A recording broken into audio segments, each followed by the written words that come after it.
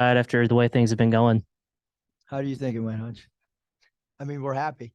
We'll have a good dinner tonight with family and friends. It's a little bit better than the alternative, but yeah, I mean, it was. I think our whole team really responded in the second half. I thought, in the first half, kind of weren't making shots. Maybe the flow wasn't what we wanted offensively, but I thought the second half defensively, holding Ole Miss to 37%.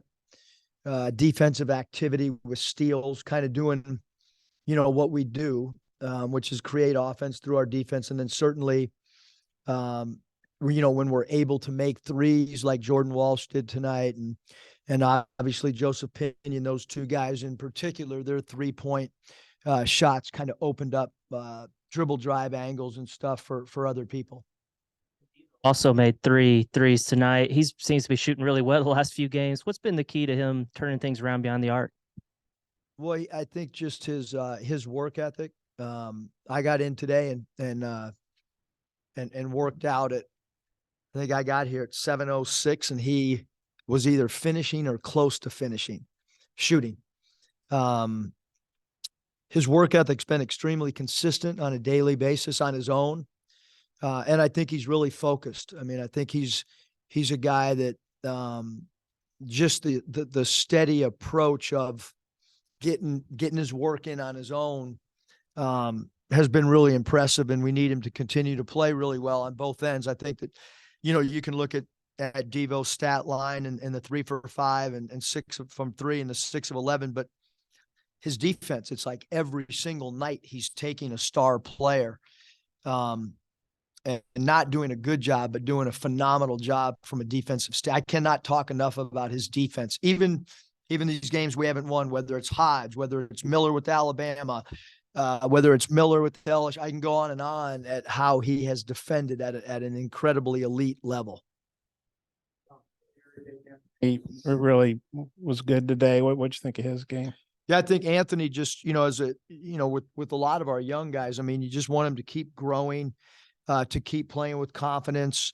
But his stat line, first of all, it's hard to, as a guy with a guy his size, and then you're going against some of the smaller, point guards with great quickness, like a guy like 24 Ruffin.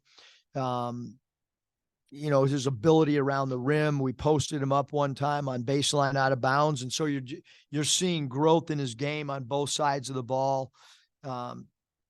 There's not many freshmen that are going to have 17, 8, and 5 steals. I mean, that's the 5 steals to me is as impressive as anything that he did tonight. And then Joseph, your last 2 SEC wins, he's come off the bench. I think and giving you 13. I think that's right. Just if you could expand a little bit more on or expound on what he did. And obviously Ricky was having a rough game. You took him out early in the half and then didn't put him back in. Was that you just felt like it just wasn't Ricky's day? Well, I thought Joseph really played well. There's a lot of things that go into decision making, and Joseph Pinion tonight rebounded the ball. He had 5 rebounds in just 21 minutes. He had 4 defensive rebounds. Defensive rebounding was a high priority coming into this game. It was something that we talked about over the last 48 hours that we needed to collectively defensive rebound, and there's no doubt his 3 for 6 from the field, that being Joseph Pinion was extremely important to us, but just as important defensively. I thought he did a really good job. I thought he was really solid from a defensive standpoint, and loose balls and rebounding are important as well. And tonight he got loose balls, had a steal.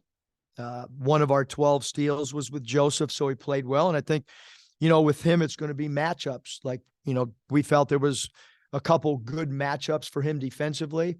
And so that's certain from an offensive standpoint.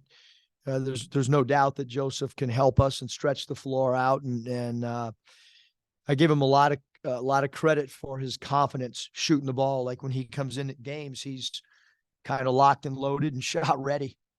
He had a block shot, first block shot of the season. What'd you think about that? He competes. And again, I think a lot of games are going to be matchups. And again, we felt coming into the game that there was a couple guys that would be, players that defensively would be a good matchup from our side of the ball with him. Coach, 11 turnovers, tied the fewest you've had since the SEC opener. Just what was the key to taking better care of the ball?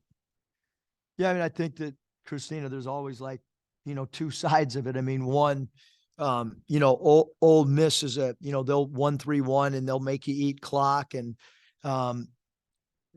it's not just the University of Arkansas against Missouri turning the ball over. I mean, they've led the country in steals for most of the season. And then you add in the fact you're playing in front of a sold out building or close to it. And a team that plays that way.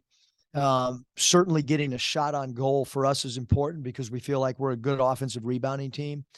And so no live ball turnovers is just like in football. If you turn the ball over in football, you're probably not going to win.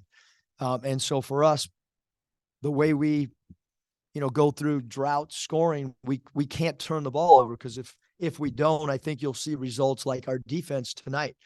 So some of the defensive struggles of late have really not been defensive struggles. It's been our offense has let us down with taking care of the ball. And then it looks like we're not defending when in reality, you could have 9 guys out there defensively, but when you have live ball turnovers, there's not much you can do.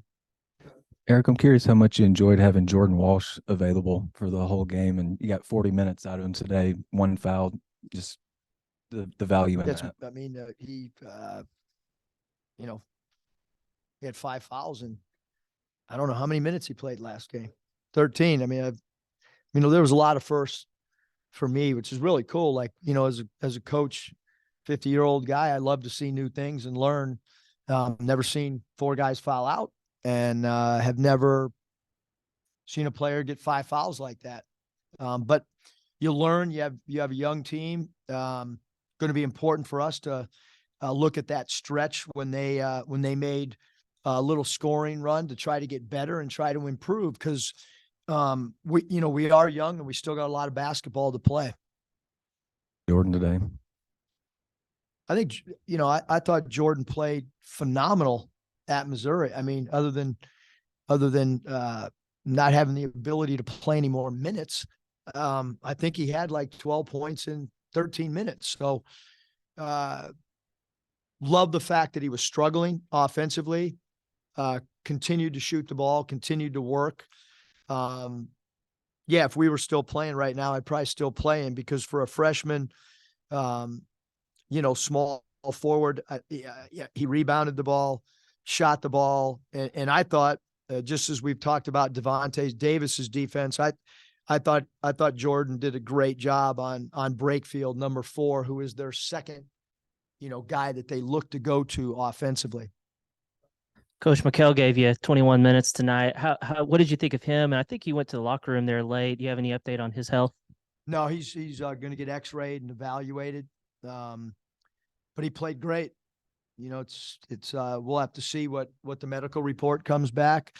But he played great basketball. We started him in the second half. I thought he gave us a real defensive presence with the 2 blocks as well as the 2 steals. And again, a lot of nights there's matchup things and Ole Miss has 3 bigs in 21 Allen, 33 inside number 10, all 3 of those guys. And then you add in the fact that, that McKinnis is a big guy, 00. You're talking about 4 guys that eat up space and they're good around the rim. And I thought Mikhail did a phenomenal job kind of because they would platoon those 4 bigs and he guarded 4 different guys in the second half depending on who they had in the game. It is a leg or foot or anything? Or? It's a foot. Yep. Kind of got back to the identity defensively of generating turnovers and steals, but you did so without fouling and putting the opponent on the free throw line a ton. How important was that part of the equation today? I mean, we played the same defense we have for 4 years. We didn't change. I'd love to tell you guys that, we used towels over our head when we defended the last 48 hours and sliding and trying to have active hands with the towel and keep the towel straight so that we could get deflections and not foul. but philosophically, I'd love to come in and say, yeah, we as coaches, we got together and changed. I mean, I don't know what happened the last couple of games. Same defense. So if anyone thinks that we told our guys to be more aggressive, putting teams on the foul line 36 times and 40, it's the same defense as we played tonight. Yeah, Eric, we saw Nick was on the bench, and I think he tweeted or Instagram. Scotty told me because I don't know how to get on Instagram. But Bob, we need to get you on Instagram okay. ASAP. Okay, well maybe, but that he had some kind of photo of being back at practice. I know he's probably not near ready to play yet. Nick is not practicing. He's not practicing with the basketball team. I just wonder what the update is on him. There's really no update. He's back in town. He's rehabbing with the trainer, and under our doctors. So he's still in, same situation. And then Jordan was talking about what a big win this was, obviously, because it'd been a while. The Super Bowl, and I guess there's a lot of Super Bowl signs up in the locker room. I was going to wonder, did they get that from you, or kind of what was the Super Bowl thing? Well, unless one of those guys wrote it, but yeah, it was from us. I mean, we have to have the mentality that, one game at a time. We have to have the mentality. There's another Super Bowl on Tuesday, just so you know. So, but we have to play, with the desperation mode. And look, I thought we played really good at Missouri. I thought they played good. They play really well at home, and didn't get some breaks, lost the game. But I thought the effort was phenomenal, and thought the effort tonight was really good. So, what you want your team to do is grow. You want your young guys to continue to get better. Even putting, Barry Dunning in, at some point, our job's to continue to try to develop guys as well. You never did with Ricky. You just felt like it wasn't his day. Yeah, I thought Joseph did what we needed, which was defensive rebound, make shots, not turn the ball over, and I thought I thought Joseph earned the minutes tonight for sure. On wood, if you'd like, with the last 3 games, shooting about 40% from 3 on pretty good volume. What's been the catalyst for that? I think just putting in the work. These guys have really worked the last, I'd say like the last 8-9 days. Individual player development has ramped up or increased. We talked about, now that we're back in school with 5, some guys 5 classes, that you got to have incredible time management.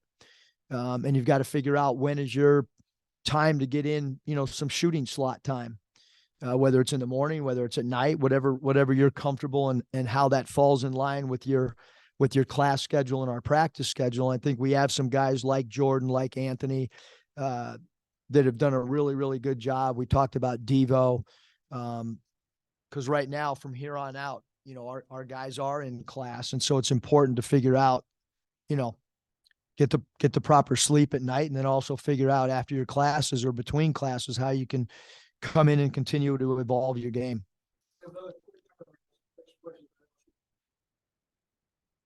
But you had a rematch. Obviously the first one didn't go your way. Bob, you're that quick. What's your Mike thoughts? said that, and you didn't even hesitate. Oh, well, I don't know. Just what are your thoughts on getting another shot at him? I think we're looking forward to competing against LSU again. It'll be a physical game. I thought defensively we played well against LSU. Offensively, we've got to play better than what we did. Miller's a really good scorer. I thought we did a pretty good job on him, and Williams inside. We've got to limit his touches, much like we did in game 1. And then certainly Hannibal's dribble drive. We've got to get better guarding him than we did down the stretch in Baton Rouge. Justice Hill, I don't know if he missed their last game. I don't know if he's playing today, but if they don't have him, how do you think that affects them? Who's that? You. Justice Hill missed their last game for personal reasons. I'm not sure what's going on there. I think, anytime a team misses a player or a guy that plays substantial minutes, it changes the complexion of how a team looks, but it also opens up opportunities. Without TB and without Nick Smith, other guys have gotten opportunities minutes wise, and I'm sure. I mean, LSU's coaching staff, I think, has done an incredible job all season long. Their non-conference, their coaching staff figured things out pretty quickly, and they'll make adjustments based on who they have, just like we're trying to do with who's available for us. Coach, how much does just winning a game maybe help from a mental standpoint, going into another game? Is it something you think you can maybe build on? I mean, we've tried to build on it the last couple of years. I don't, that's one game. I mean, I can tell you that the mental makeup of our team right now is better than it was 3.5 hours ago. But as we all know, on Tuesday night, that game is it's going to have its own theme. It's going to have its own identity. The game in Baton Rouge has nothing to do with how the next game unfolds, from a style standpoint. Rosters are different. Rotations are slightly different. So you got to go into each game with adjustments. And I mean, I certainly didn't walk in here today and think that our rotations were going to go the way that they did. The game dictates minutes. The game dictates shot attempts. On the radio show the other night, I think Chuck asked you about all the delays, and you talked about being an old school guy, really not liking reviews, and then freaking Tuesday night's games like a marathon. Today wasn't quite as bad, but what are your thoughts about all these delays and how maybe that impacts the flow of the game and win or lose? It's not a lot of fun. From a stoppage of play or whatever, this is I'll preface it. This is only my opinion. This is not criticism. If I'm watching a baseball game, I don't want to see reviews over and over. And if I go to watch Coach Pittman's team, I'd prefer not to see stoppage of play and video stuff. And whether I'm coaching the game or watching a NBA game on TV, that stoppage of play is whatever. I mean, I'm old school, and I remember plays at the plate in World Series, and you live with the call. But I've also been in plenty of meetings in different leagues, and a lot of coaches really love getting the call right where you can see it on the video monitor or whatever. Again, being the son of a coach, there was many times that I heard him say, "Hey, you live with the call," and everybody's, there's human nature and stuff happens. So, but yeah, I mean, I've talked about, sometimes the long stuff. I'm just wondering if I can make it back to the restroom before stoppage of play and all that other stuff. I only got so long at my age before I have to, use the restroom. About it. But what's nice that today wasn't quite as delayed as some of these last. I mean, the Vandy game was 2.5. I think the Mizzou game was like 2:45 or something crazy. Yeah, I mean, I don't want to get in trouble, so today was great. Yeah, and speaking of that, you said you couldn't come in on the officiating, but the SEC the next day comes out and says, "Hey, we blew that call, and a tie game. Devo would have been going to the line to shoot. Totally changed that game." Just wonder what your thoughts were on the fact that they basically, Look, we got a game on Tuesday. What's happened in the past, we just want to try to squeeze out, compete, whatever word you want to use to get, as many wins as we possibly can. Second, he was in here earlier and he said that the staff kind of picks with him sometimes about the number of fouls that he may get in a game. How have you seen Jordan kind of grow through that, I guess, in some of the tough luck whistles that he has had, and then, to have the last 2 games that he's had standpoint? Yeah. I mean, Jordan is, obviously, if you go all the way back to when he signed his national letter of intent, I talked about, he's a violent defender, meaning he's a guy that's really aggressive. He creates steals. But having said that, tonight, he defended their second leading scorer and only had one foul. He did a great job. And so we just, need him to continue to play with aggressiveness and also to understand the guy that he's guarding's tendencies as best he can. And sometimes with freshmen, Devo knows all these guys that are returners, and that's why he's getting these assignments. Well, he's played against Morrell. He knows from playing against him. For Jordan, Anthony, Joseph, this first time they've seen that group that they just played live. That's, part of managing our roster. It's some stuff that we've learned. Like, we have a whole roster with, other than Kamani and Devo, that have seen these other players, and we're playing against guys that, you look at just the game tonight. Fagan's back. He was at Georgia before in this league, and Ruffin's a returning player, and Morrell's a returning player, and White, and so Brakefield. And so we're trying to learn, talk in huddles about tendencies, because we only have two players that have seen these other returning guys. And it's been a little bit of an area we got to continue to learn, and hopefully playing LSU a second time. Hopefully we know their tendencies a little better.